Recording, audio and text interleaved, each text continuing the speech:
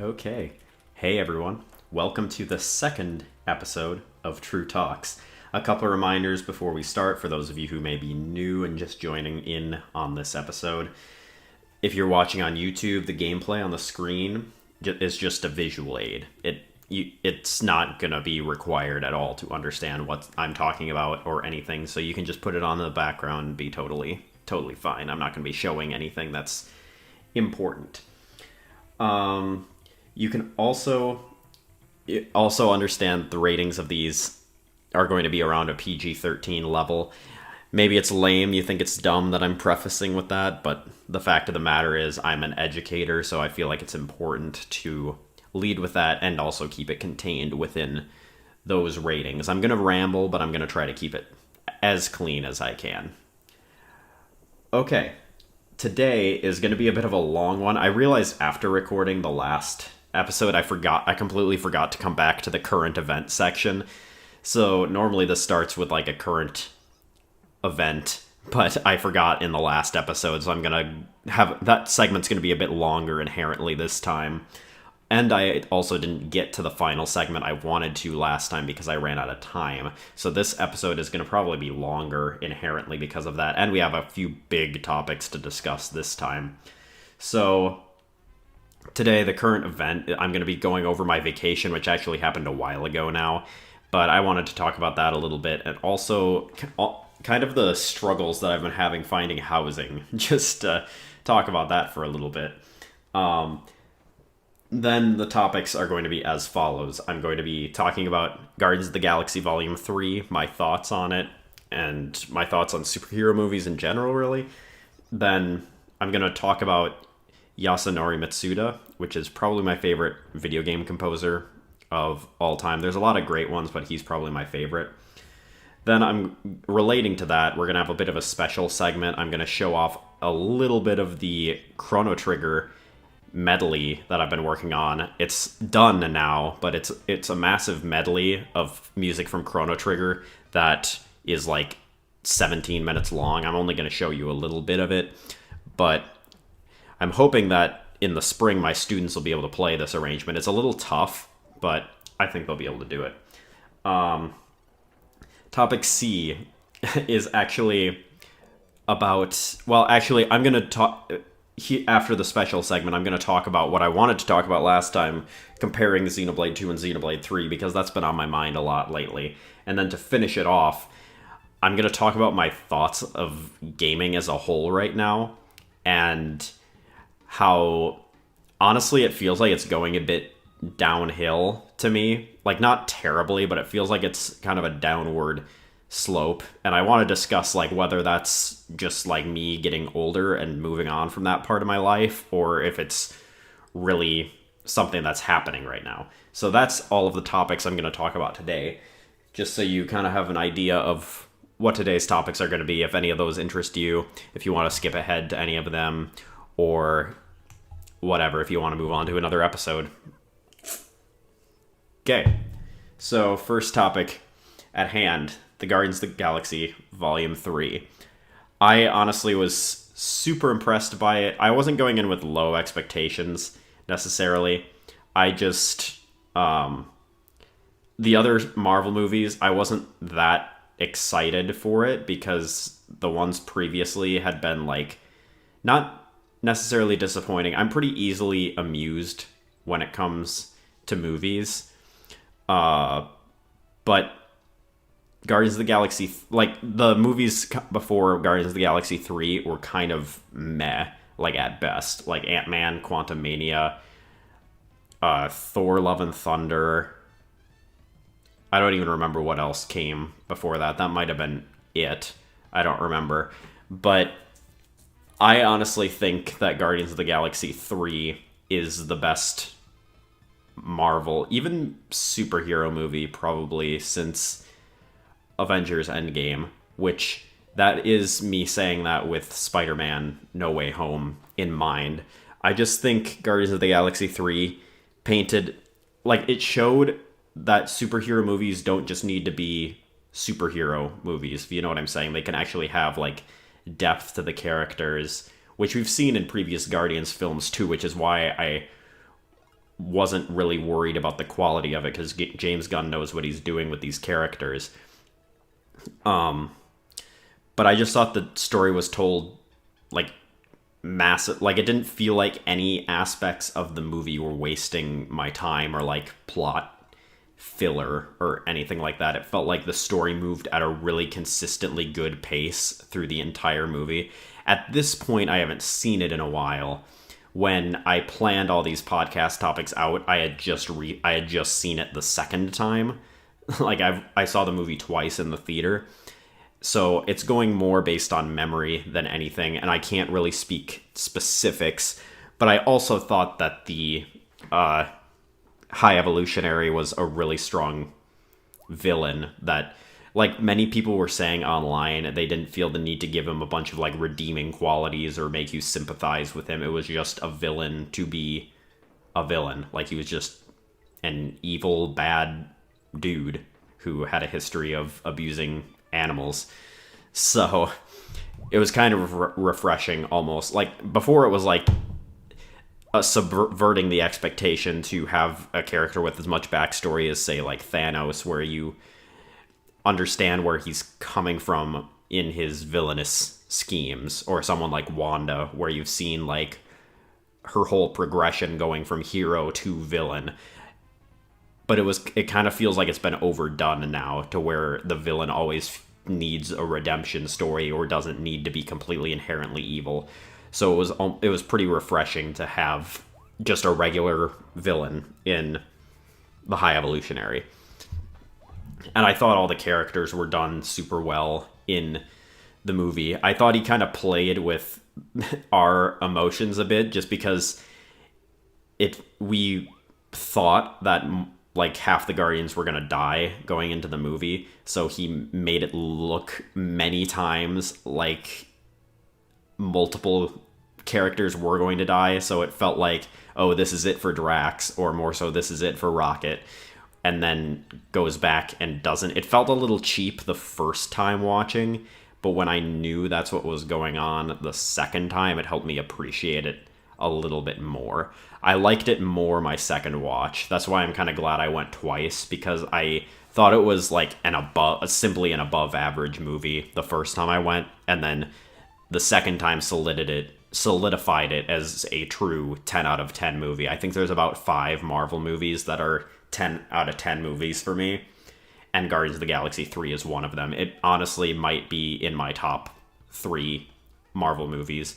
I think it's the best Guardians film, but I also recently watched Guardians of the Galaxy 1 again and forgot just how good that one really is, especially when you consider the time that it was made in. Honestly, again, Guardians of the Galaxy 1 almost came at a time where it was beginning to get a little stale, like the same formula was beginning to get a little stale with the Marvel movies. Like, not quite to the extent it has been now, but like, it was starting to be felt at that time, and then Guardians of the Galaxy 1 came out and just blew everything apart with like how lighthearted it was while still having a serious tone at the same time. Like, the way it was able to balance those two things was super interesting and unique for the time, and I think Guardians of the Galaxy 3 also delivers on that as well. Like, obviously this story's a little more serious because it needed to be, but also the lighthearted moments were very well placed, I thought. And like I said, I thought all the characters were done super well, done justice, and even like seeing Nebula's full arc was super satisfying as well, like comparing her from the first Guardians movie to Guardians 3, and finally getting closure on the Gamora and Peter Quill thing. Like, finally getting closure on that after Endgame was super nice. And also the way it introduced multiple different characters. Adam Warlock felt a little weird and out of place almost, but I didn't mind him being there. Like, I feel like I read somewhere where like Kevin Feige requested that demanded that Adam Warlock be introduced in this movie, and it's really, like, I can imagine it's probably pretty difficult to weave a new character in and give him a good entry to the MCU while wrapping up everyone else in the movie's stories. Like, I could imagine that's kind of tough to have those two conflicting elements, where this is Adam Warlock's first movie and the regular Guardians, for most of them, it's like their fifth, sixth, if you include the little bit in Thor Ragnarok, which I will not not personally, or not Thor Ragnarok, Thor Love and Thunder. But yeah, I did like the way that he was handled. A lot of people complain that he was kind of a joke, but I think people kind of, because we've been so accustomed to superhero movies for so long, I think people forget how characters need to have an arc. Like, I think Adam would suffer from almost the same sort of things that Superman does, or even like the way that Captain Marvel suffers in a lot of people's eyes, where she was brought into the MCU as this super all-powerful person that no one can stop, and it's like, where does she grow from? Like, how do we give her a legitimate conflict from here? It's the same thing as like the Superman issue, where it's like, in order for Superman to have a worthy opponent, it needs to be like almost a world-ending event, which is hard to do in like movie format. Having, like, it's hard for it to make sense with a whole universe to have only him involved in that conflict, where like the Flash is still threatened and whatnot. Once again, I do have a beverage this time, so if you see me randomly, or hear me, I guess, randomly stop talking, it's because I'm taking a sip of my Nitro Pepsi. But like I said, I think Guardians of the Galaxy 3 is some of the best Marvel movies. I think it's one of the best stories in Marvel, in the MCU as a whole. Like, it's one of those movies. Granted, it's hard to just watch, like, if you haven't seen the other ones and know what's been building up to it, but at the same time, like, that's what makes me hesitant to say it can just be enjoyed on its own as a movie in itself. But I truly think that really it does hold up really well. Like, maybe just your average viewer won't understand the references and stuff like what the deal is with Gamora and Peter, like that whole dynamic. But I think I know someone who hasn't, they saw all of the movies previous to this, but they saw them like a really long time ago and then went to see this movie in the theater, and she needed everything explained to her, but she still really enjoyed the movie and thought it was, like, honestly spectacular. So I think that is anecdotal evidence of my claim that this movie can just be enjoyed by really anyone. Maybe enjoyed is a bad word because there's a lot of animal suffering and abuse in it, but I think it's really a pretty beautiful story. Yeah, for me, it's for sure solidified in my top 5 MCU movies, but I think it's top 3. Like, I think it's, like, Infinity War is at the pinnacle. Like, that's literally, like, a perfect movie. I don't think anything will ever come close to beating it. And then, honestly, like, Winter Soldier, I think, might be next, and then Guardians 3, and then Endgame, and then Spider-Man No Way Home. Like, I think those are the clear top 5, and then Thor Ragnarok just sitting on the edge. But those 5 movies, I think, are the clear top 5 Marvel movies. Mainly because, other than Endgame, and Spider-Man No Way Home too, I guess, to a degree, those movies can be enjoyed on their own without having seen anything else. Like, they're just inherently good movies. And you may be wondering why I put Endgame behind, like, Winter Soldier and Guardians 3. It's mainly because I think that movie relies a little too much on hype. I still think it's really, really spectacular, and you have to give it some merit just for what it stood for. But it's, all in all, it's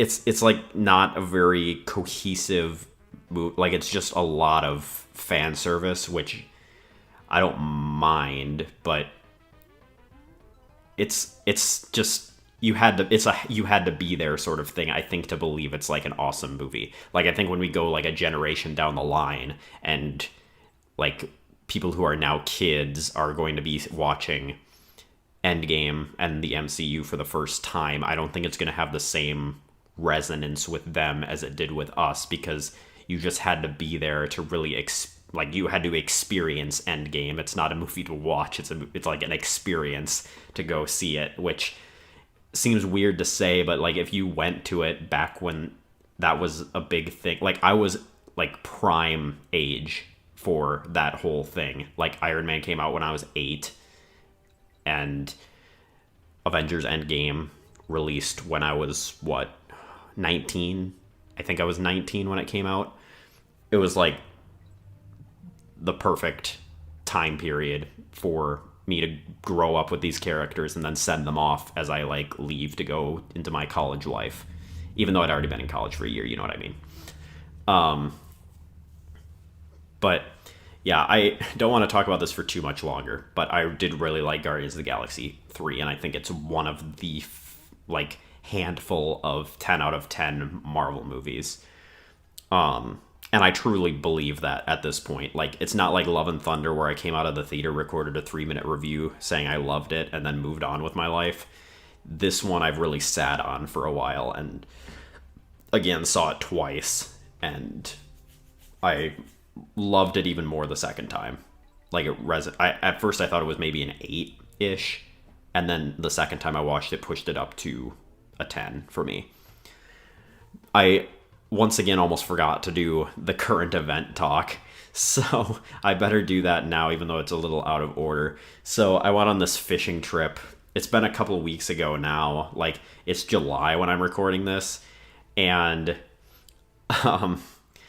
that was like in the middle of June-ish, so I'm a little late on recording this, so I apologize, but I just forgot about it last time. But I have to put this on record to say that I, to this point, caught the biggest fish that I've ever caught, and I think it was like 31, 32 inches. It was a northern pike, and it was a 9-pounder. It was crazy fun to reel it in. I'm not a huge fisherman. Like, I don't think I could do it for more than 1 or 2 weeks out of the year at a time. I think I would get bored of it if I did it more consistently than that.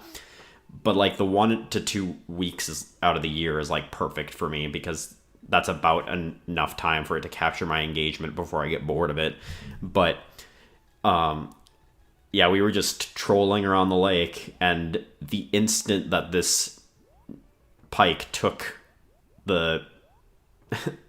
my my jig, I knew it was huge, because it immediately just went down and just took like a mile of line as soon as I set the hook. Like, I waited a little bit to make sure it had bitten all the way and had the whole thing in its mouth before I set the hook, but as soon as I set it, it just dove. And this was probably like a 5 to 10 minute long battle of me reeling. Like, I would reel in a little bit, and it would take about double the amount that I would reel in on it. So I was gaining like nothing for a while before I finally got it up to the top of the water. I wasn't sure how big it felt.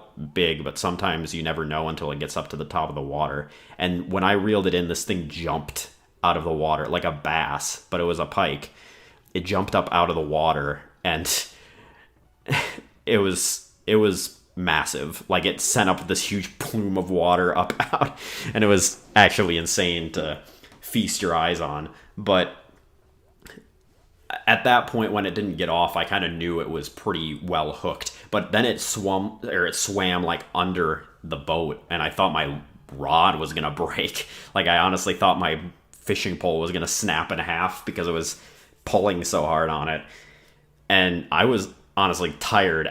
Like, my arms were tired after reeling that thing in. But I did indeed get it in with the help of my dad used the net on it. But that's the biggest fish that I ever caught, and maybe ever will catch. We'll see. But yeah, that was probably the biggest highlight of the trip. I also saw Spider-Man Across the Spider-Verse. I might talk about that at a later date. and we played a few board games. It's just we go up to a pretty low key, quiet like cabin area. It's not like a resort or anything. It's like a one off cabin we rent for a week, and it's quiet. You get to be kind of among nature for a bit. Or if you're my brother, sit inside and play video games like all day, which is what this is a yearly trip for us. That's honestly what I did when I was a kid too. Sometimes I would go up and sit on my DS for half the time. It was kind of funny. We took him on like a couple of fishing excursions. He was there when I caught the big one, but we went out trying to catch bass in the lily pads, and he made like a game out of it where it was like if you hooked a lily pad and brought it in, you gained like a life or something like that. But if you got stuck and we had to go and retrieve your lure, you lost a life or something. It's kind of funny how his brain works, and he turns those sorts of things into a game. It made it a little more entertaining too, because I honestly wasn't catching that much on that excursion. But I don't think anything else really of note happened while we were out there. But yeah, I'm actually that trip was up to northern Minnesota. Grand Rapids is the town that we go on vacation in. But I'm actually moving further up north when I am going to be taking this teaching job. At the point of uploading this, hopefully everything's resolved and I'm up there and I'm all good and settled in. But it has been a hassle trying to find housing up there. It's like non-existent. Like, I'm moving 2 hours further north than we stay, which it's almost in Canada. It's like 10 minutes away from Canada. But I'm excited for that opportunity, but it's been extremely stressful to try to find housing because there's like nothing available when you look it up on Google, like places for rent in this place. I won't disclose it quite yet. Literally like one place pops up and it's like not sketchy looking, but it's like you have to send an inquiry or like, and I did and never got a response back, like whether like even a yes or a no. I never got either back. So it's been like really stressful and a struggle to find housing. I have a maybe, like, but it's July right now. I need to move the second full week of August. It's like, it's kind of stressful because it's like, if this doesn't work out, I don't know where I am going to end up living. Hopefully it all works out, but I'm sure it will because the staff at the school seemed pretty willing to help me find a place if I needed a last ditch effort to get in somewhere, which it seems like I might actually have to take them up on that because it's, like I said, like I'll have something available or I'll find something available and it's like I have to give them like proof of employment, which I don't really have right now because I haven't worked since last fall, because during student teaching they tell you to quit your job and basically drop everything to focus on student teaching. So I wasn't working during that. So my latest W-2, which is what I would submit for my proof of employment, is from like September. And obviously I'm not going to be getting a W-2 for the school until like fall, like September. So I can't really use that right now. So yeah, I don't know what I'm going to do. Again, I have a maybe right now. We'll see if that gets fixed. I'm sure by the time this episode releases, I'll be settled in and everything because I don't know what I'm going to do if I don't. But I'm sure something will work out. Not really knock on wood. You know what I mean? There was something, 4th of July stuff. Nothing too crazy happened. I had my sister had her boyfriend over, and it was really good vibes at my parents' house during the 4th. It was super fun. We went out, I played some yard games with my brother where they have like this little football target thing where they're pretty small footballs and you throw them it's like a net target and you throw them at the target, and we were just like messing around, like closing our eyes and trying to do it, or like throwing like what we were saying were bullet passes where we literally like did not aim, we just threw as hard as we possibly could, and I knocked over the target a couple times. There was once where I drilled it right in the center and it fell over, but that was pretty satisfying, not gonna lie, even if I wasn't aiming necessarily. A couple of the balls went over the fence though. But it was a super fun time. We went inside and played Smash Bros. And it was kind of funny. My brother is like really competitive. He's always been that way, but now he's turned into like almost passive aggressive competitive, where he won't say anything, but you can tell he's getting like livid. Like, we were playing Smash Bros. We were doing like all random characters, and I beat him like 2 or 3 times in a row. And then I noticed he sneakily chose Luigi, which is one of his best characters, and I still beat him that time on random. And then he switched over to Sora, and I got a really crap character. I can't remember who it was. Like, maybe not a crap character, but like one that I don't know how to play. I think it was like Pit or something. And I lost, and then he switched back to random after that, after he finally beat me once. It's like, dude, it's not that deep. He didn't say anything, but I'm pretty sure he only switched because he was getting pissed that he was getting beat. And it's like, you're 12, I'm 23, I probably should beat you more times than I don't. Especially when we're like on random with items.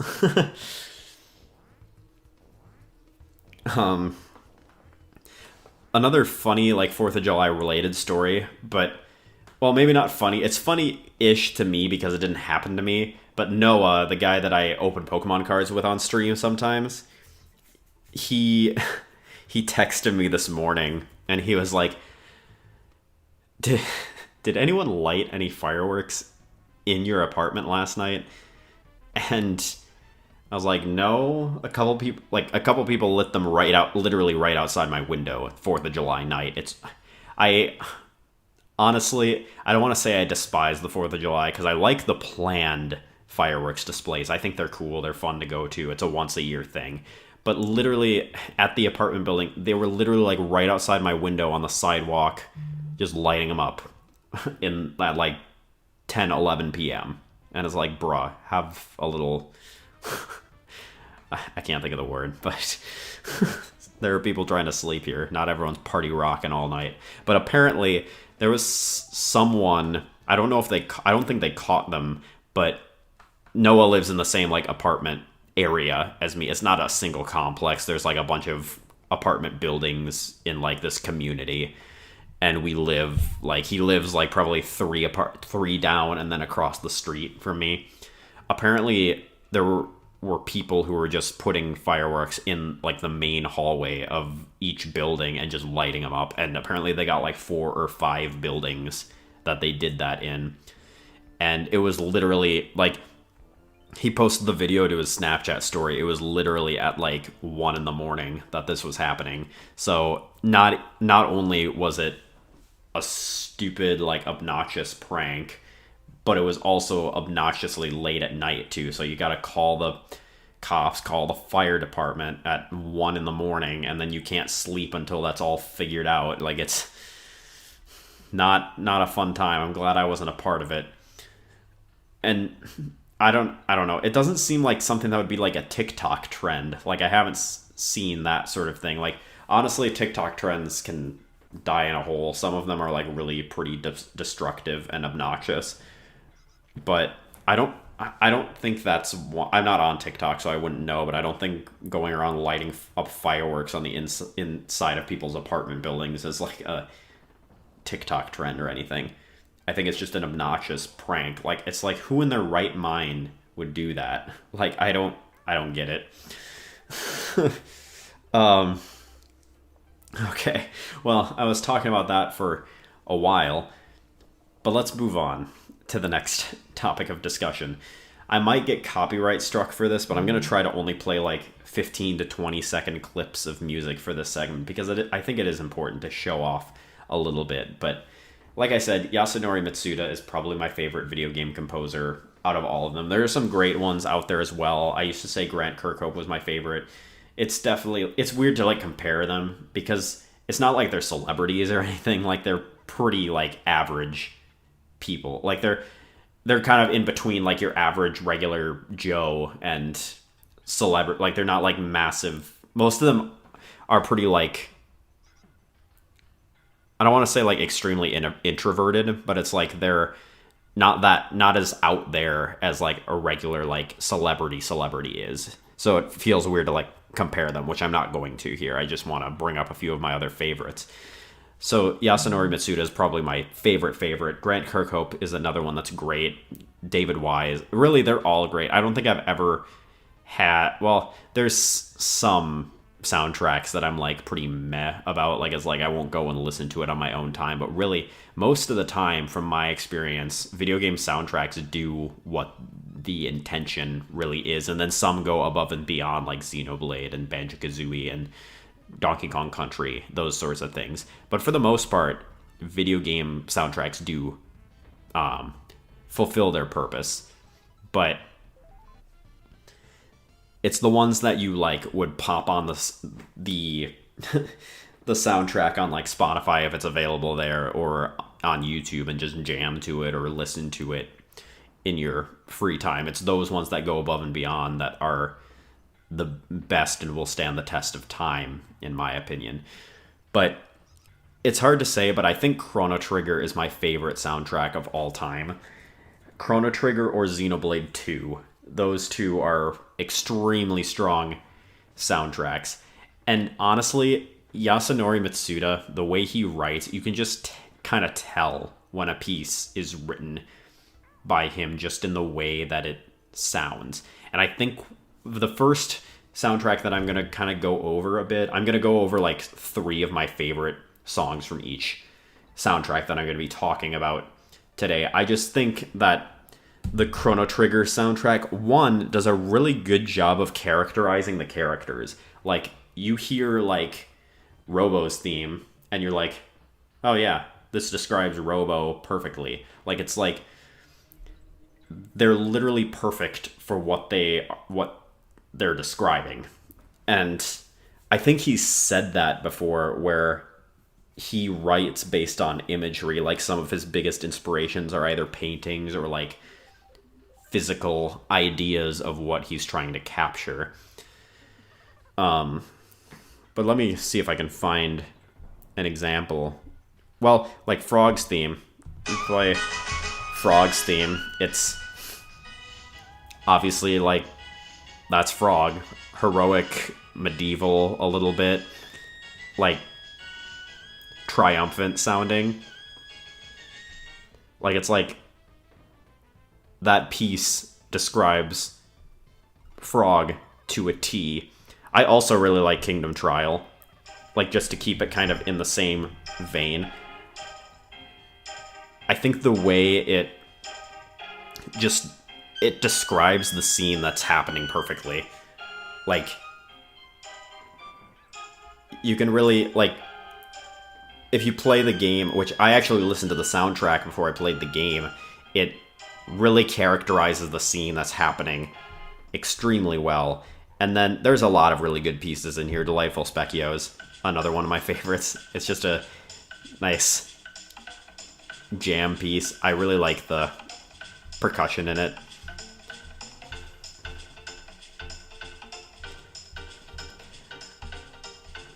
My favorite piece of all time is To Faraway Times, which he also said he wrote, like, he heard it in a dream. It came to him in a dream, the idea, and then he went and wrote the piece, which I think he said about a couple of different pieces. But I really think To Faraway Times, I haven't even beaten Chrono Trigger before. I've gotten like halfway through, but it creates this feeling of nostalgia in me for a game that I haven't even beaten.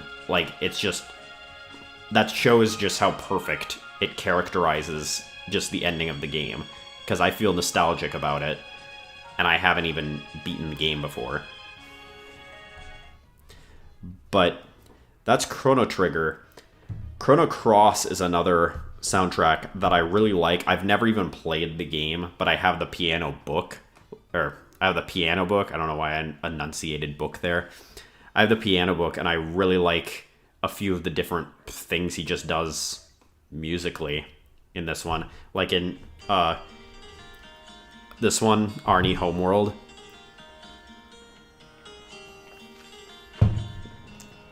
I can use this as an opportunity to take drinks because the music will be playing. I just really like the relaxing vibe of this one, and one thing that he does in a lot of his pieces is like what's coming up here, just almost random modulations like that just work.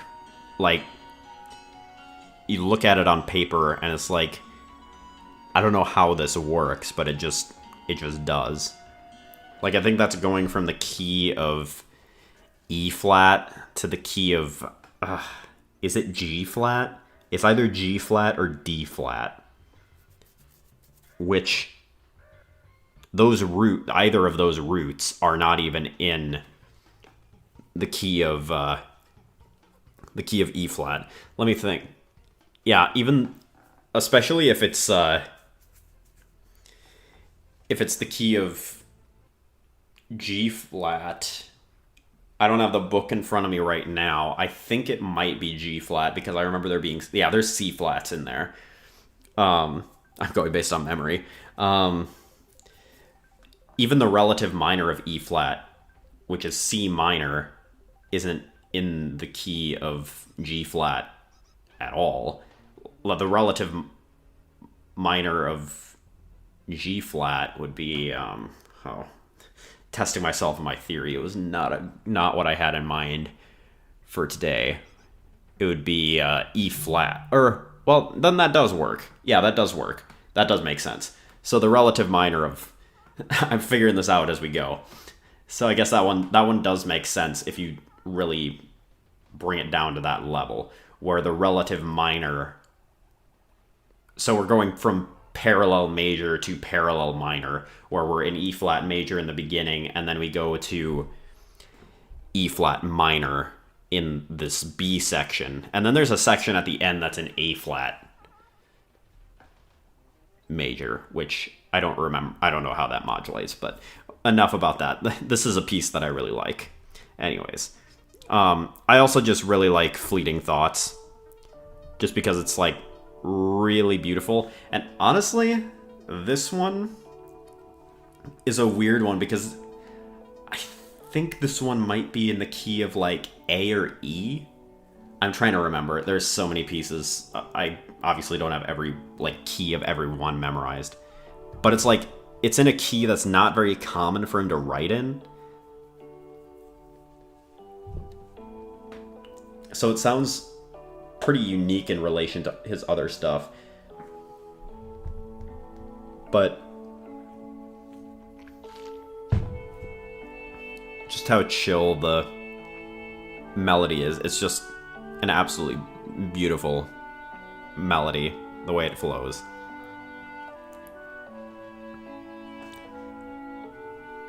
I think that is the key of E. It sounds like it. And then I'd be remiss if I didn't talk about a piece that was in like a mixed meter sort of feel, which I think he uses geniusly when he does, like at the end of the Magus battle theme, or Magus in Chrono Trigger, where it goes between like 5/8 and 7/8. That's a super cool like rhythmic modulation. But in Fossil Valley, it does a really cool thing with the percussion where it's like it's in 5/8, I think. 5 1 2 3 4 5. Yeah. 4 5 1 2 3 4 5 1 2 3 4 5 1 2 3 4 5. So it's in 5/8, so it never really feels like it settles in.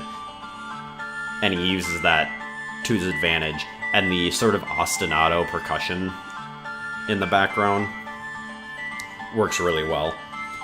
And like, again, even though I haven't played the game before, it just feels like what Fossil Valley would be. Like, I think it fits even the wording of it, because like what I imagine is like people even though they don't work this way, like cartoony type, like playing the percussion parts on like a bone xylophone. Like that's what I imagine in my head when I listen to that piece.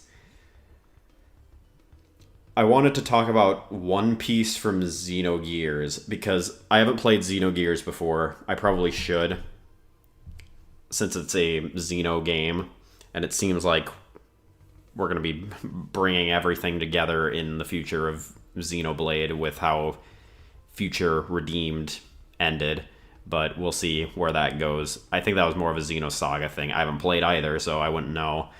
But Shattering... Oh, an ad. I haven't seen this one before. What is this ad? I just found out my wife is sleeping with another man. I've decided I'm gonna drink myself to death. I'm sorry, but I can't help you kill yourself. What? Well, what would you do in my situation? I'm gonna watch this ad because I'm reacting to this in real time. I've never gotten this ad before. That's a great idea. Thanks. What is this for? Finally back. Did you kill the guy? Nope. I slept with your wife. Whiskey, please. What is this for? What is Stickman Bob? That was it. It didn't even really explain what that ad was for. Anyways, here's Shattering Egg of Dreams. Which, again, I've never played Xenogears, but I have the piano book.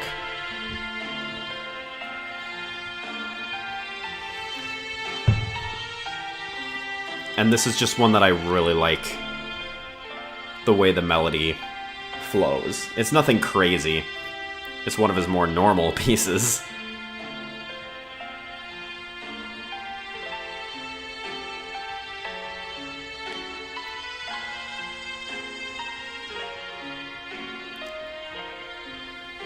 But I just really like how that one flows.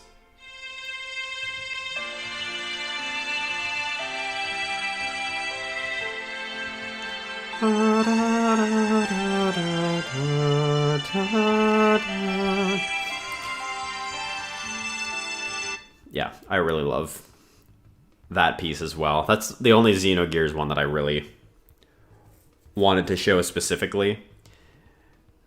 But then there's Xenoblade 2, which has a lot of stuff. Obviously, there's the title screen music. And this one, I feel like he really... Most of the music that he did in Xenoblade was either a vocal song, whether it be choral or like the solo stuff like Beyond the Sky, One Last You, so on and so forth. And the piano solo stuff, he really did a spectacular job with Where We Used to Be, The Beginning of Our Memory, Offseer. All of those pieces are just really spectacular and really, truly beautiful because of the way that he uses like dissonance. The piano just speaks in it, like it's a very contemporary feel, but the way that he like voices everything, I don't know, it's just really, really spectacular. It's hard to describe almost, but it's like so him. Like you can tell it was written by Yasunori Mitsuda. And then I believe he didn't write Weight of Life by himself. He wrote it with Kenji Hiramatsu, I believe. Yeah, they're both credited on it. But this one, just crazy good.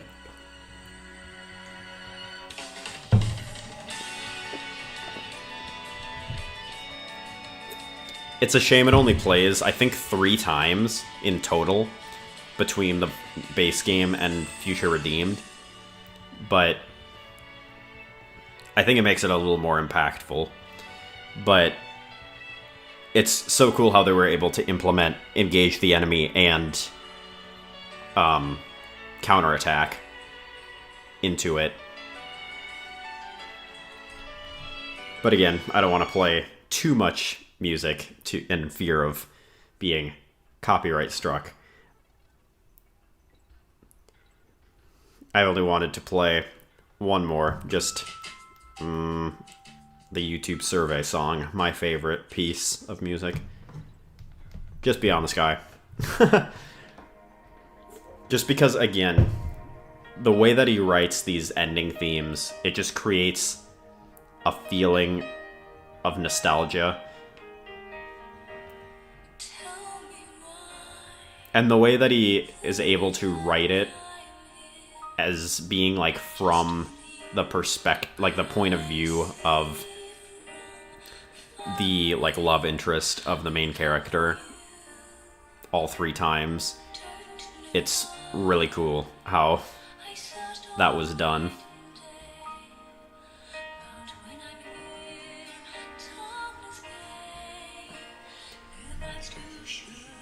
And it's like, it's just really well written. It has some like dissonances in there that aren't typical of like just regular like pop songs or whatever that you would hear, and it just makes it stand out.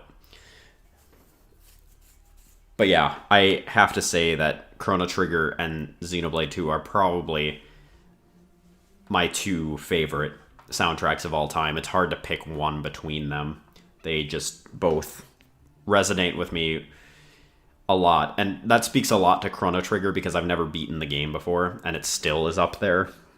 Xenoblade 2, granted, I've beaten, so I have like the sort of nostalgic factor. It's been like only 3 years since I've beaten it, but there's still a bit of nostalgia factor with it, and like associating like the music with the cutscenes or the gameplay that they represent.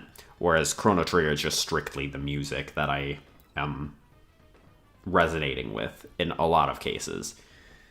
But it's become that time. I want to show off a little bit of my Chrono Trigger medley, a couple of spots that I'm proud of. First, I just want to show off the main theme. This is going to be coming through my laptop, so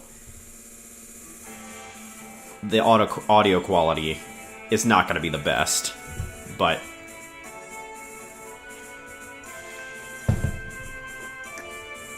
this is for full wind ensemble. What took me the most time was getting the percussion stuff together, because I'm not a percussionist, so it makes it really hard to like know not only like what's possible, but like what's challenging enough. It's hard to write like a snare drum part that's not like impossible, but is also engaging enough to where they're not just sitting back there doing 1, 2, 3, 4, 1, or doing like eighth notes or some stupid like rock beat or something. This part sounds kind of bad because there's supposed to be 16th notes on hi-hat here, but the cymbal it thinks it's doing it on a crash cymbal, so it's like really muffled and not ideal, but it'll sound cleaner in reality. I used to go really big into making it sound good on MuseScore, but now I'm at the point where since this is going to be played, I only really care about that. And that transition honestly works really well too, transitioning into Luca's theme / the fanfare. Actually, this is only a little ways ahead, but I also wanted to show off the Guardian Millennial Fair because I'm really proud of what I was able to do with the percussion here. And just in general, being able to capture the essence of this song with real instruments is kind of hard because it's really pretty rhythmically complex. So trying to come up with something that's playable on all the concert band instruments was pretty tough. As a matter of fact, I'm pretty sure I'm going to have to simplify this tuba part in a couple spots because the bass line got a little out of hand, a little crazy, a little wacky, you might say.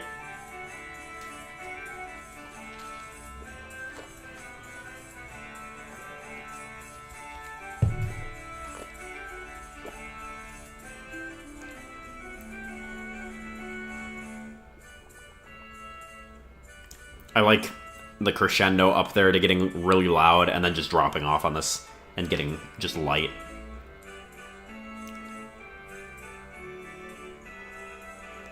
This part is where it goes crazy. Like, there's like 4 or 5 different layers happening right now in there. And then it's like chaos, and then it just lightens up to be just flute. Okay. There's a couple more spots that I want to show off if I can find them. I really like what I did with wind scene as well.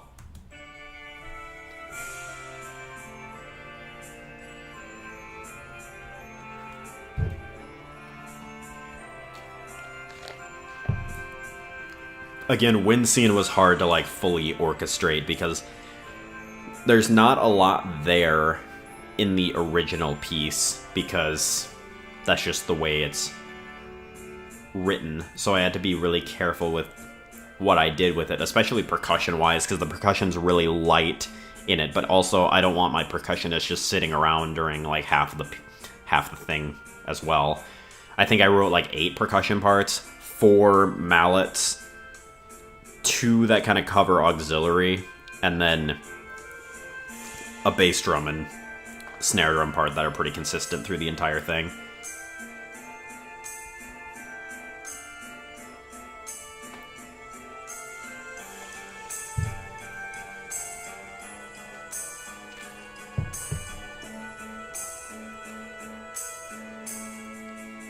And then it goes right into Frog's theme.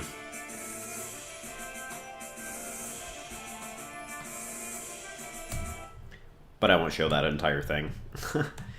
There's so much here. Like, I wrote like an entire plan out for all the pieces that I wanted to include here, and it was really hard to decide which ones I wanted, because I can't just make a 20-minute long piece of music if we're going to be playing this in like high school band. Oh, what else do I want to show? Not that one specifically. Sorry, I'm just scrolling through. I wish there was an easier / quicker way to do this, but there's really not. I really like what I did with Shala's theme, so I'll play that one. It's, again, one of my favorite pieces in the game. I think it kind of gets overshadowed by Corridors of Time, because they're similar kind of in style a little bit, ish.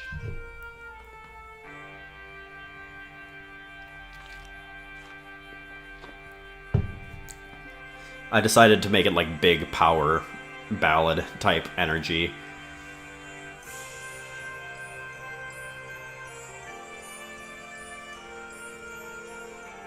I think this is going to be super, super good with real instruments. I cannot wait to hear it.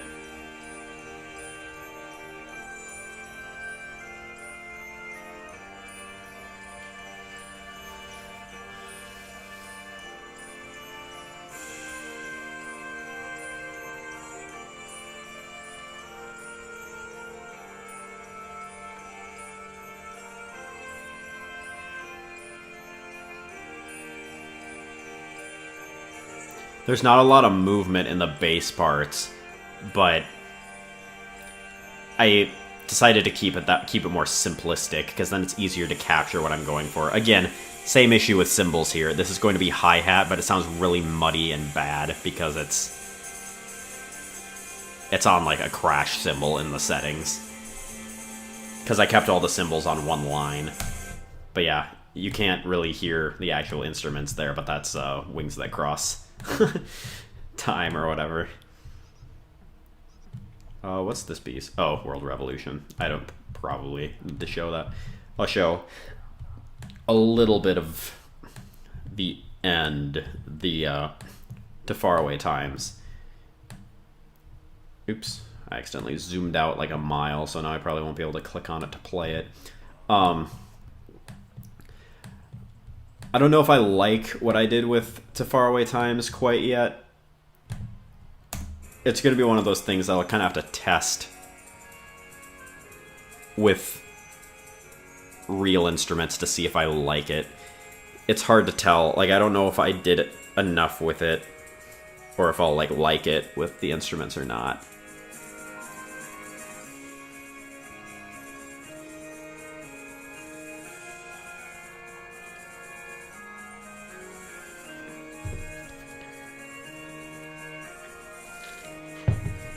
Because of the instruments that I have playing the counter melody, they overshadow the actual melody. Obviously, that balancing issue can be fixed by having real live musicians playing.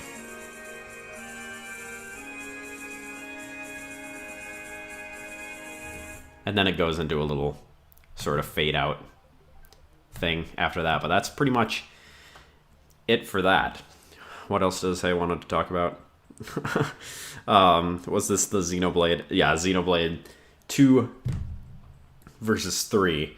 So I know I've been talking a lot of JRPG stuff in this episode. Hopefully it puts all the haters asleep. That's part of the goal for this anyways, is to be sleep aid. But I've been playing a lot of Xenoblade 3 lately. I need to turn my lights on or I'm going to fall asleep. I will be back in an instant.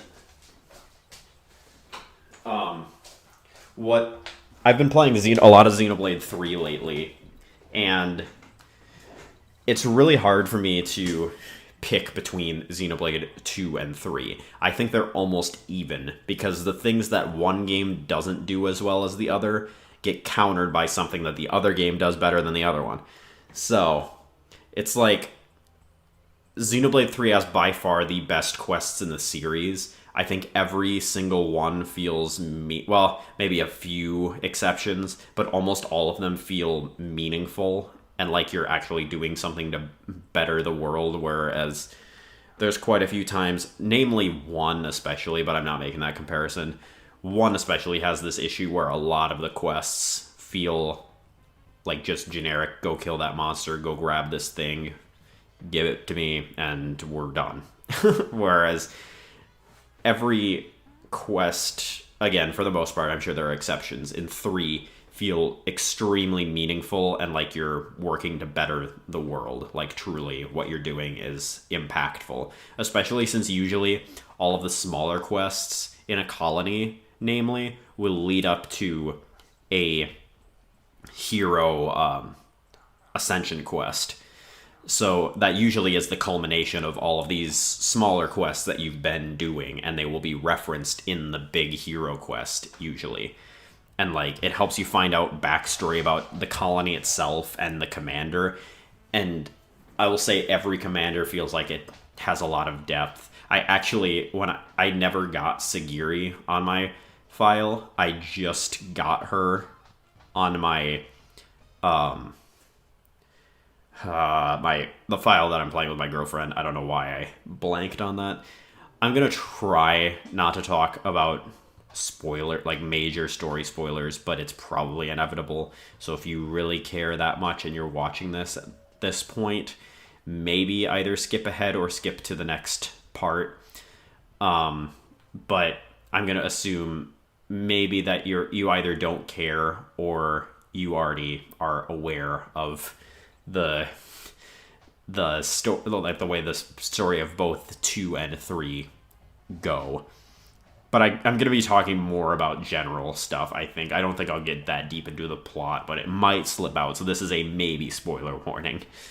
I'll do my best to keep it without spoilers, though. But I really like 3 thematically as well. Like, 3 feels a lot more like I can relate to this on a real life level, because it's stuff that I honestly have struggled with, like with my own morality and stuff, and seeing that like thematically represented in a game so well is something that really resonated with me when I played it for the first time. It's why a lot of the time I get pretty emotional during like almost any cutscene in 3, because it's stuff that I relate to on a personal level. Like, even in like Triton's hero quest, for example, he says something about how if he was, well, when he became Mobius, he realized that now, like, he's alive for an eternity, so he realizes that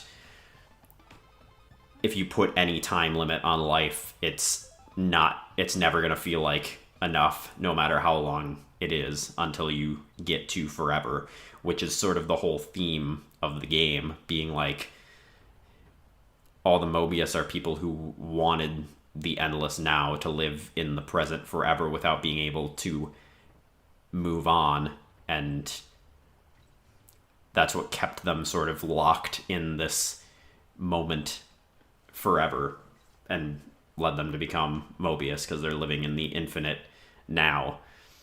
But a lot of those sorts of things like really resonated with me when I played it. What I think, and this is a personal preference because I love all of the characters in 3 as well, but I think 2, the characters just are done better. I can't really put my finger on how it is, because I really love every main character, and pretty much every hero I think had a really good amount of depth in 3, but I can't put my finger on what it is. But in 2, I felt like I connected with them a lot more. Like, I don't know how exactly. And again, this is going to be just my ramblings, most of these podcasts, so I apologize if I'm just talking nonsense. But, like, Rex, people bash him a lot, but he feels like just, well, what he's supposed to be, a naive kid who got power that he really probably shouldn't have got. Not that he shouldn't have gotten it, but like in the sense of like he wasn't ready to have that sort of burden on him, but because of the way things happened, he was forced to mature really quickly, and you can kind of see him go through all those stages throughout the course of the game, which I really like. Like, he starts at a much lower point than Noah or Shulk, and you really see him truly grow as a character because of it, because he has more room to grow in the beginning, which I can see why some people wouldn't like it, because he is a bit of a dumbass in the beginning of the game, but like the growth, and you can see just how far he comes at the end of the game, makes it really satisfying to deal with the idiotic mistakes that he makes towards the beginning. I do really like Noah, and I really like his physical design as well. I know a lot of people don't like Rex's design, but me include, like, part of the reason I quit playing the first time was because I didn't really like Rex. I didn't feel like I was cool for playing as him as much as like I felt cool playing as Shulk. So I kind of just stopped playing, partly because of that, which is kind of a dumb reason to stop playing it. But I don't know. I really like the development that he goes through. Really, all the characters in general in that game, I feel like, develop a lot. Not to say that, again, it's hard because they do develop in 3 as well. Like, you can see Noah surpass N, where N wasn't strong enough in his original state to get over his Mio's death. Like, he wasn't strong enough, and Noah almost wasn't until M kind of snapped him out of it and guided him back onto the right path, so that he wouldn't be stuck in the endless now.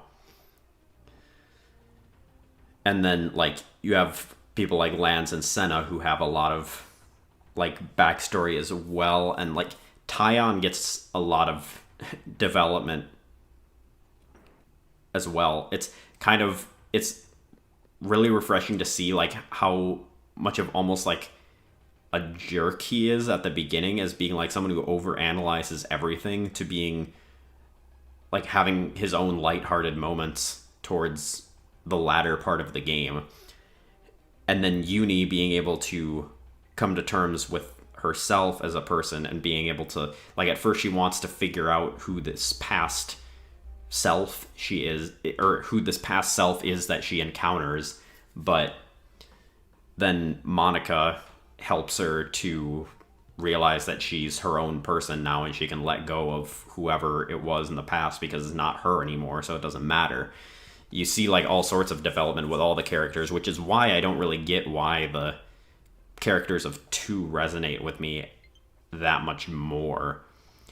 I also really like the blade system. It can be a little overwhelming because of the sheer amount of them. There's way more blades than there are heroes, but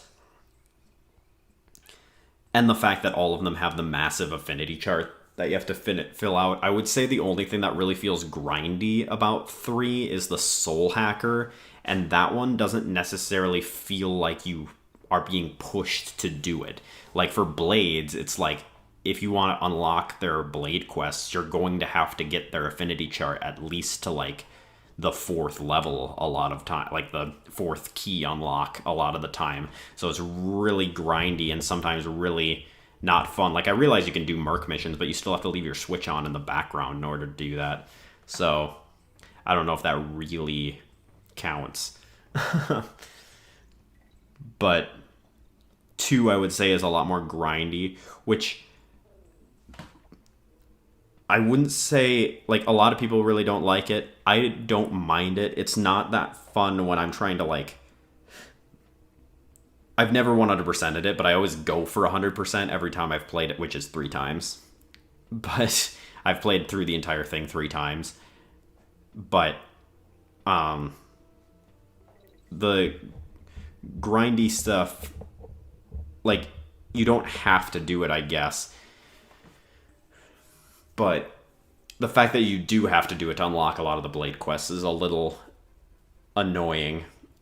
And the fact that that one is just an absolute pain to 100% in general, because you have like stuff like Ursula's quest, you have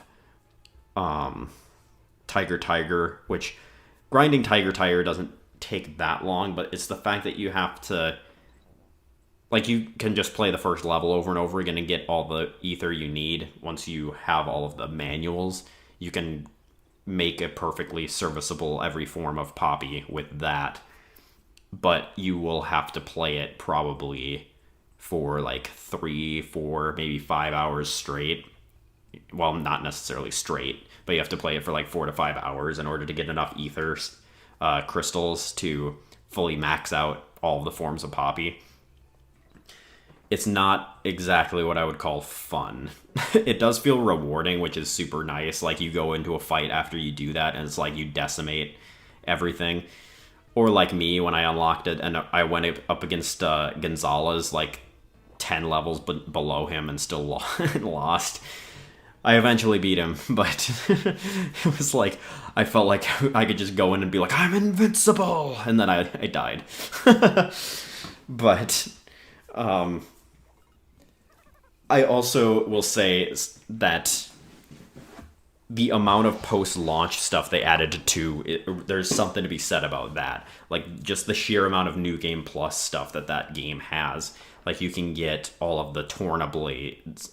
Well, you can get most of the Torna Blades first as playable characters, and then you can get their blades through the random draw as well. Like, that's just super cool and interesting that they did that. And then you can, like, get Shulk and Fiora if you have the DLC and you go into challenge mode post-game. There's just a lot more stuff to do post-game in that one than I feel like there is in any Xenoblade game. And most of it was added through DLC and free, like, post updates. But still, 3 never really got any of that, which was kind of surprising. Like, after the sheer amount that 2... got. Like, it feels like there's almost no point in doing New Game Plus in comparison. Like, it's just the usual, you're over leveled, you just breeze through everything sort of deal. There's no, like, hidden stuff as far as I have read / know. I don't think there's any, like, cool stuff you can do in New Game Plus that you can't do in the original game. There's also something to be said about the combat. This is a personal preference, but I way prefer, like, the fusion combo stuff. Well, not way prefer, but I just do prefer the fusion combo stuff in 2 over, like, the Ouroboros fusion arts in 3. And 3 just feels like you can mindless... Like, you can go in with a strategy and be able to beat enemies that are like 5 to 10 levels higher than you. But when you're going against enemies that are like on par or lower than your level, you just spam random fusion arts and win basically every time. If it's like a unique monster, maybe you'll have to chain attack, but chain attacks are extremely satisfying to pull off when you know what you're doing in 3. But when you know what you're doing, you absolutely just like it's broken. Like you will destroy everything with chain attacks when you know how to use them in 3, which I guess you can kind of say the same thing about 2, but it doesn't feel like just a gimme. Like chain attacks don't feel like an automatic win button necessarily in 2. There's still a little bit of luck / if you have like orb enders, then obviously, or you're at the point of the game that you have Numa, you're pretty much going to win with a chain attack if you have enough orbs. But again, you have to set up the orbs before you can strategically chain attack, which sometimes will cause you to die and lose chain attack bar. Whereas in 3, your chain attack is separate from being able to revive. Which I understand why they did. I do like the fact, like, I like that they changed it so that that healers have the ability to just revive at any time and you don't need party gauge, because I always thought it was stupid. Like, I just thought it was dumb where if you were struggling with a fight, it was a good strategy to go beat up a lower level enemy beforehand in 2, or 1 for that matter, to build up your party gauge on some random enemy and then go in and you'll have a better chance. I think that's kind of dumb. Like, I don't like the fact that I have to grind up my party meter for like a difficult fight to have a better chance in it. Like, I think there should be a way to just revive inherently without having to build up a gauge or whatever. It does end up kind of breaking the combat system though, because it becomes like not that punishing to die, especially when you have 7 party members. There are times when you will, like, it kind of goes both ways. It's either extremely punishing because if you lose your healers to some AoE attack or something, which happened to me in the final boss of 3 when I played it the first time, that's what caused me to lose on like the last phase and have to replay the entire thing, which will make me forever hate that boss fight.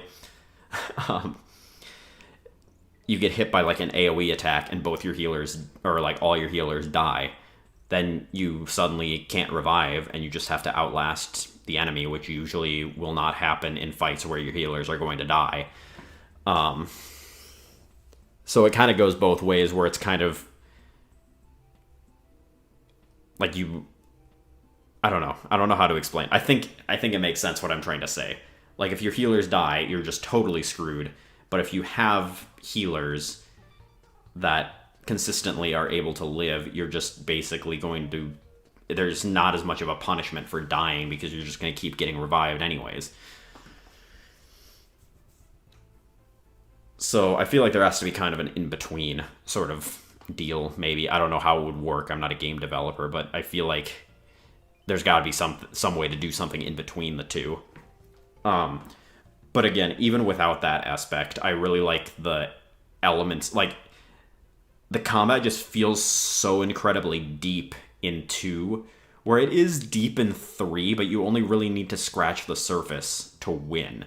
There is like deeper strategies you can use and stuff in 3, but it never goes to the depth of 2, and you'll never even really need to use those deeper strategies or use like deeper game knowledge to win in 3, even against the tougher super bosses. For 1, you can chain attack and basically win, or for 2, you just get a moderately good strategy, and with Ouroboros, you again pretty much win. Whereas in 2, you really have to plan out for some of these harder fights, and you have to know how to use your elemental combos. Like, that's something that's been ingrained in me through all the times that I've played it. I know most of the combos in the game just from like playing it. And you have to put some thought into what blades you have set on them based on like the element types and whatnot. And I'll say I do really like the class system in 3. and that it gave a bit of depth to the combat there, just because everyone can be whatever class you want them to be. But as far as I know, there's not that many big differences between different characters and different classes, other than the fact that some have the affinity to learn it faster. I don't think there's any major differences in stats, like to where one character will be super bad in a class. Like, from my experience, I guess Tyon's not a very good tank. I've been trying to get him in the tank classes on our playthrough just to learn them, and he dies pretty quickly still. But, I don't know. I think in general, you can put anyone in any class, especially in the regular game, and they'll be fine. Like, and I feel like that almost is a bit of a detriment, just because I think it makes it so that every character almost plays the same. So it's like I don't really need to play as a certain character to have success or whatnot. I can just switch the class to the class that I'm good at playing and play as that class. I'm kind of rambling at this point, but hopefully that makes sense. But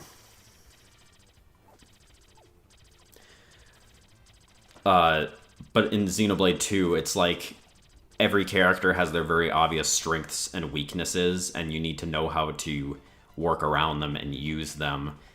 And like each character feels way more unique in combat because of that. Like, if I want to play as an incursor, for example, it doesn't matter who I play as. I just have to set them in the class, really. Like, the differences are pretty minimal between characters in 3. Which is kind of nice, because then you can just play as the character that's your favorite, just story-wise, maybe. But at the same time, I prefer there being, like, each character having its strengths and weaknesses, even if Rex gets kind of overpowered and ridiculous towards the end of 2, so it makes it way more viable to play as him, or Tora if you have Poppy Cutie Pie. I think, like, in general, to get to the main point of this, like, it's hard to pick between the two for me, and it's been a really ongoing, like, thought process, because I keep flip-flopping, because either of them is my favorite game of all time, and I don't know which one it is yet.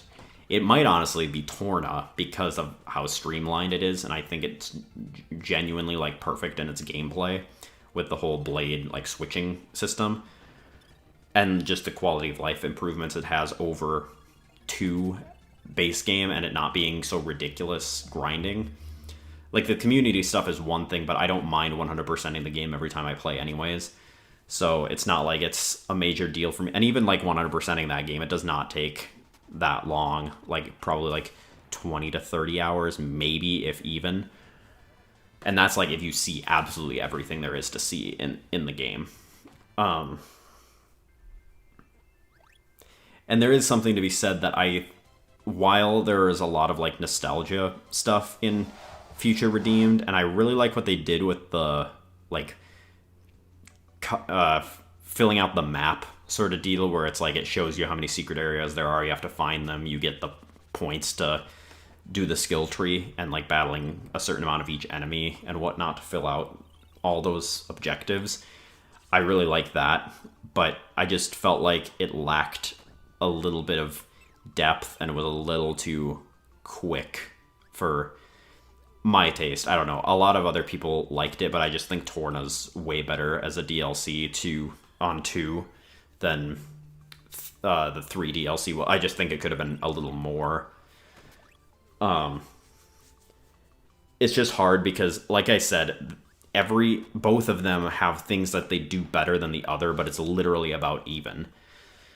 Like, I think playing 2 is a little more addicting than 3. Like, 2's gameplay, I think, is... But the thing is it's better in some areas, but not others. Like, I really like the combat, but the way that getting collectibles works and the grindiness that it can be, I don't like in 2. Whereas 3 for one, not very many quests use collectibles, and I think it's because of the Collectopedia cards dealio. But it's also just a lot easier to find what you're looking for. It may not guide you directly to it on the map, but it's honestly, from my experience, been pretty easy to like find whatever it is I need for a quest in that game. But story-wise, I think I really like 2's story, and it's probably partly because of nostalgia, because it's the first one I played. But I think 3 has a really well-rounded story. I know a lot of people don't like the final act, and I think it does take a bit of a dip after Chapter 5, just because Chapter 5 is so incredible. It's literally like perfection. And it does rely a little bit on nostalgia with Nia and Melia, but I think 3 overall has a way better, like way more well-rounded story than 2. And I really enjoy that about 3. And again, the fact that the amount of world building that's in the quests is insane. Like, there's a little bit of that in 2, but it legitimately does feel like pretty much every quest in 3 matters. It might just be because I'm playing 3 right now, but I'm tempted to give 3 the edge. But honestly, they're about tied in my brain, so I can't really decide on the spot right now. So I think that's going to end this discussion on those two, because I've exhausted that topic about at this point. But as you can see, I have a lot of like thoughts on both and what I like and dislike on them, but really they both are basically like, they're 10 out of 10 games. And it's just a matter of deciding which one I personally prefer over the other, but they might have to sit tied as my number 1 game of all time for a bit.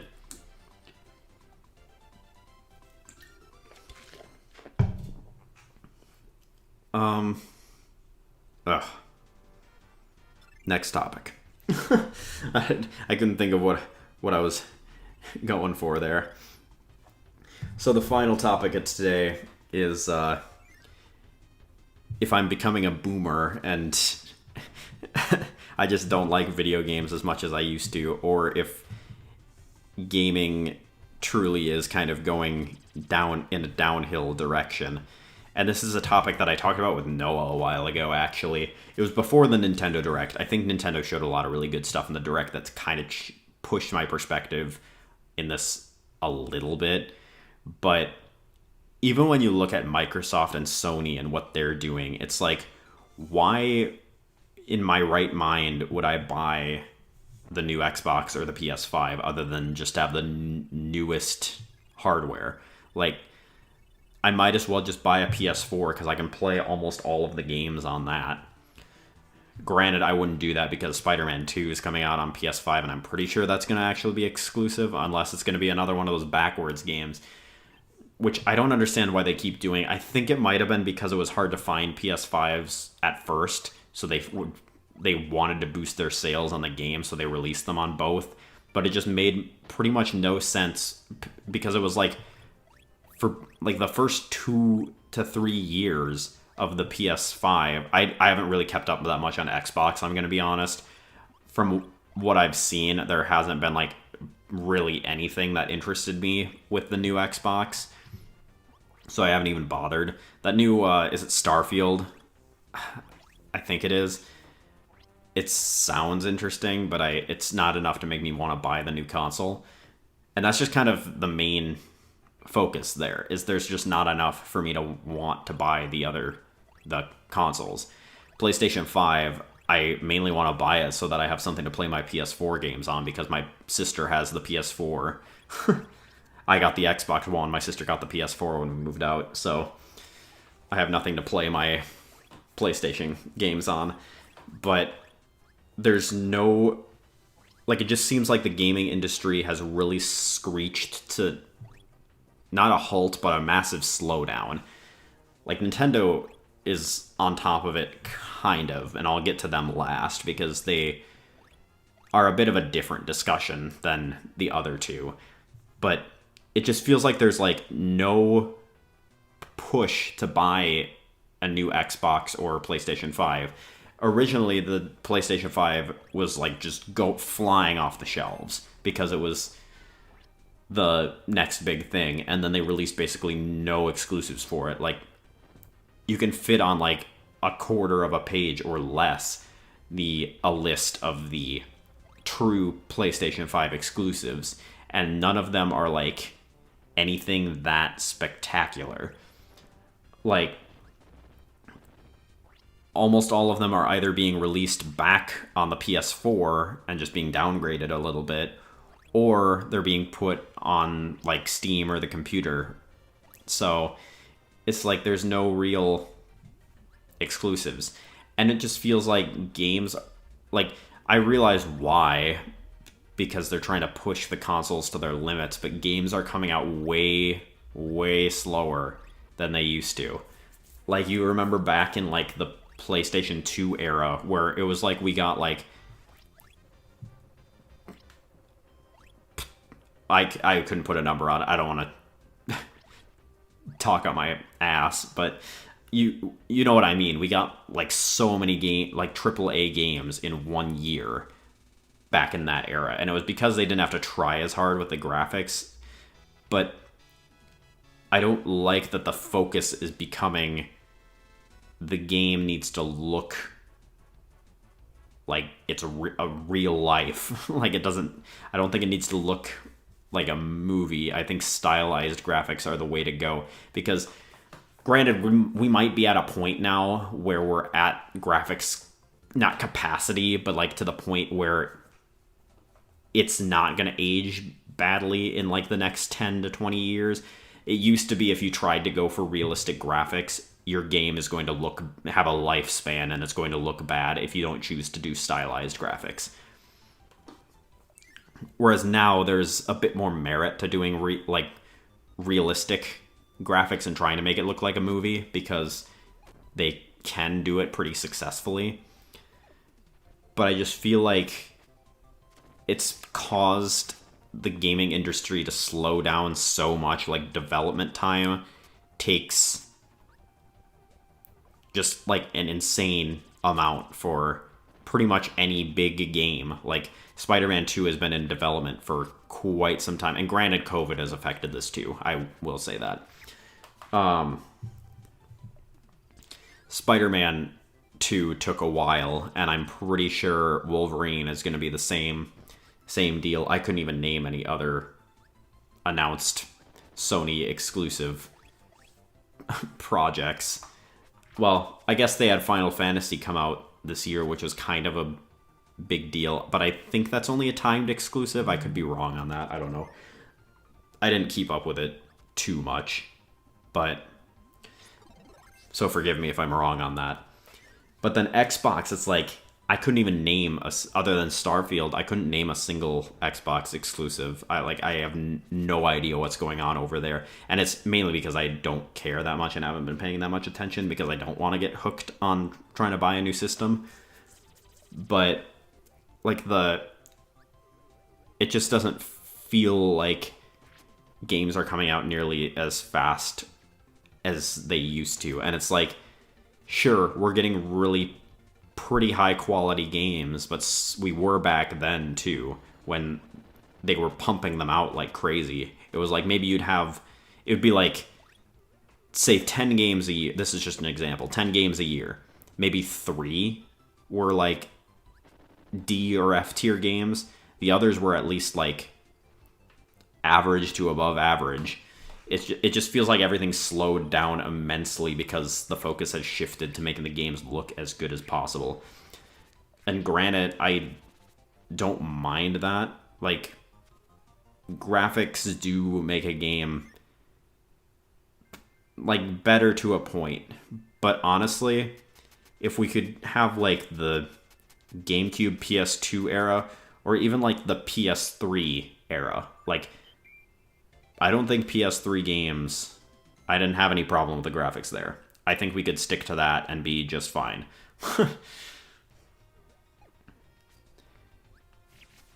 like, just give me the 1080p HD. We don't need... I don't think there's a necessity for 4K games. Like, maybe render the cutscenes in 4K or something, but gameplay-wise, I don't really care that much about how spectacular a game looks.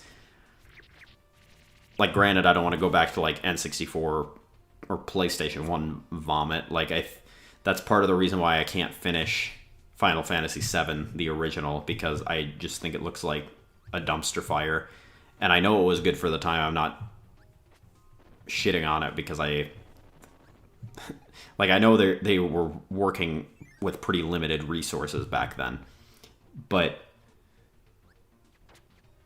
like, obviously there's a point where graphics do matter. I just think we've crossed the line a little too far at this point to where it's making everything extremely slow.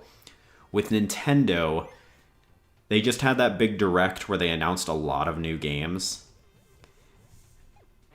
But my issue is the fact that they're, like, remaking everything. And I said this a little bit in the discussion about the direct, but I used to be all for remakes. And again, maybe I'm saying this as someone who's not the target audience for them. Maybe the target audience is people who didn't grow up with the GameCube, didn't grow up with even the Wii, and they want those to be more readily available. I could see that, but Nintendo always makes them $60. Like, I don't want to pay $60 for a Luigi's Mansion Dark Moon remake. I will say that up front.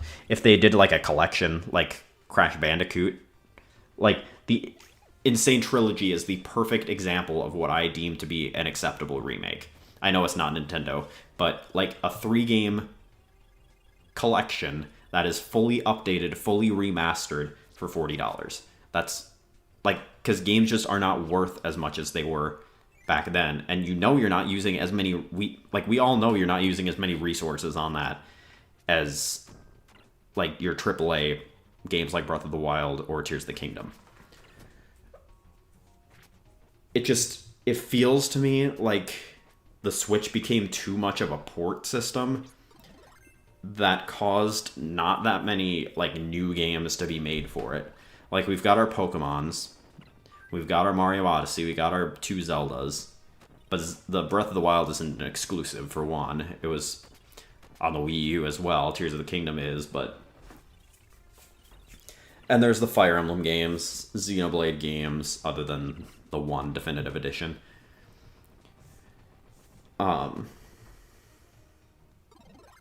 But it's just become a system where everything from old generations gets ported, and it feels like almost a waste of resources.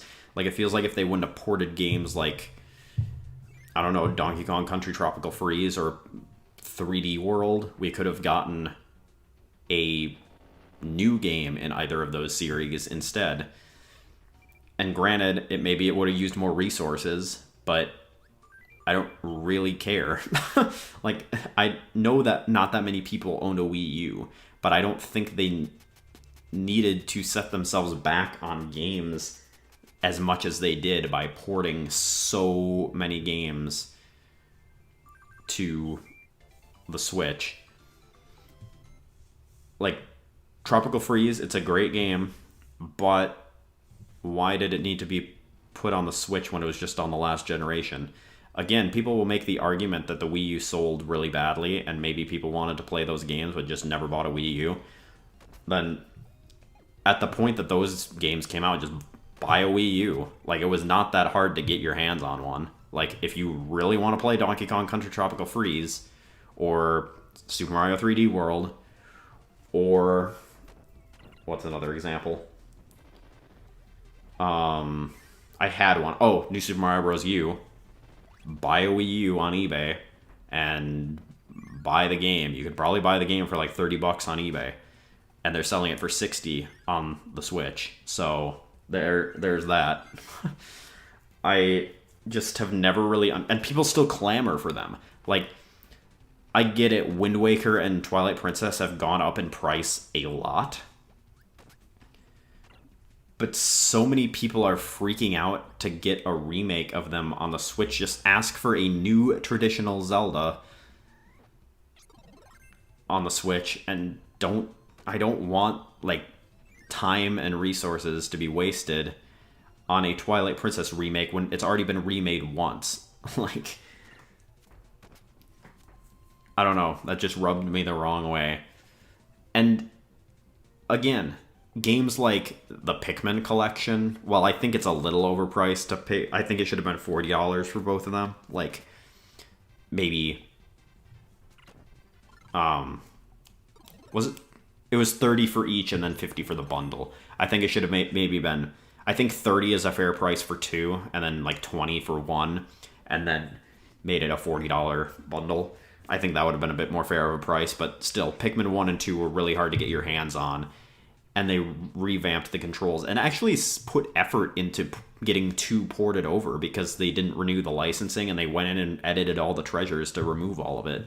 So they actually put effort into it. And like situations like that I think are great, where it's like the game's not readily available. You're going to sell it for lower than the regular price of a game on the Switch. I think that's perfect. Same with Metroid Prime. Like, Metroid Prime was $40, I want to say. Maybe it was 50. I don't know. But it's like, again, it's not the full price of a Switch game, because it shouldn't be, because games of that generation were not as high tech or like long. Like, those older Nintendo games don't take as long to beat as newer ones. And then you have the 3D All-Stars collection that Nintendo shit out. That was $60 for glorified ports, when they eventually put Mario 64 on there anyways, and decided to omit Galaxy 2.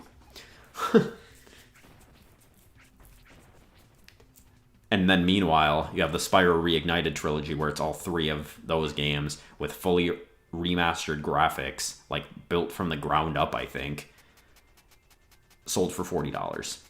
Where Nintendo and the greedy bastards decided to hike the price of 3 ports. Like, they upped the graphics, okay, but it's not horribly noticeable.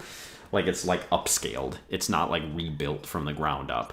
Like, put them all in like Odyssey style graphics. Then maybe you can get $60 for it, but I'm still saying Spyro did it for 40.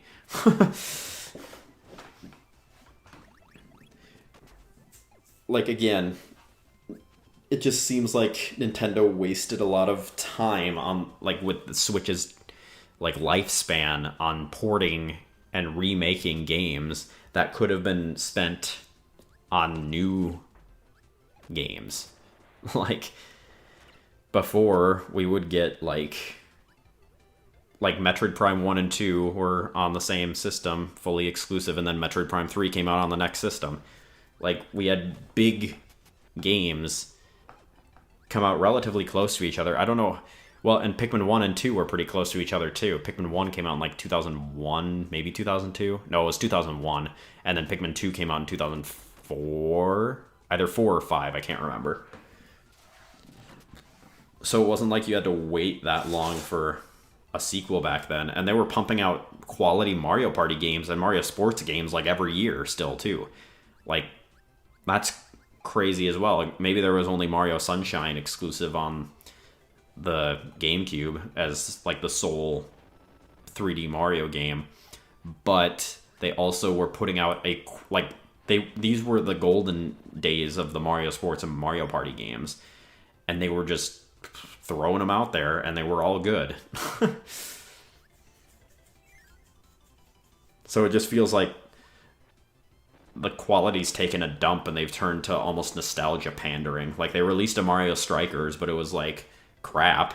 Like, you're telling me a game that's basically entirely online and has basically no local, like, single player whatsoever is worth $60. Like, they literally shit that one out for the people who loved Strikers in the past, and it was not the best quality of game.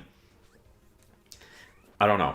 Again, maybe I'm just getting old and I'm past the generation where this, like like obviously this maybe isn't meant for me. Maybe it's meant for the people who don't have access to GameCube games.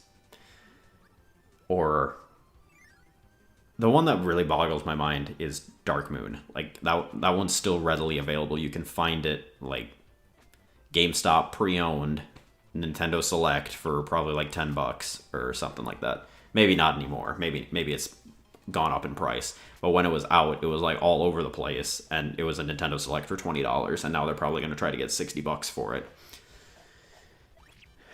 The I wouldn't mind if they made them into collections, I guess, is the main thing. Or if it was like a Japanese only game, like Fire Emblem Genealogy of the Holy War. If they put that out as a full official English translation for the first time, fully remastered, I would not mind that. Especially since that game came out on the Super Nintendo. But yeah, I don't know. Like, the issues with Xbox and PlayStation are there isn't enough exclusive games, and they're just taking so incredibly long to put new ones out. And Nintendo's issue is they have a lot of games, but they feel more shallow.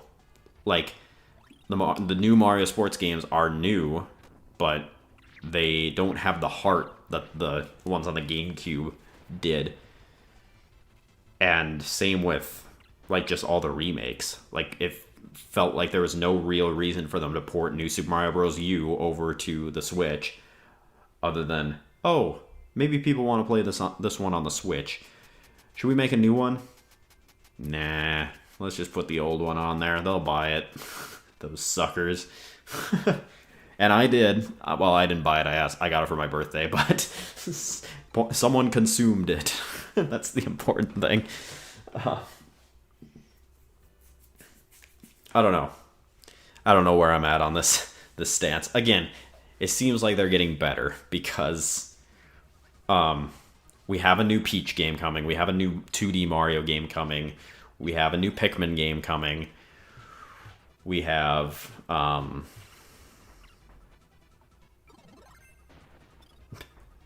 is that it? I think that's it. But Metroid Prime 4 eventually. But they also don't announce games as far in advance as they used to, which I kind of like.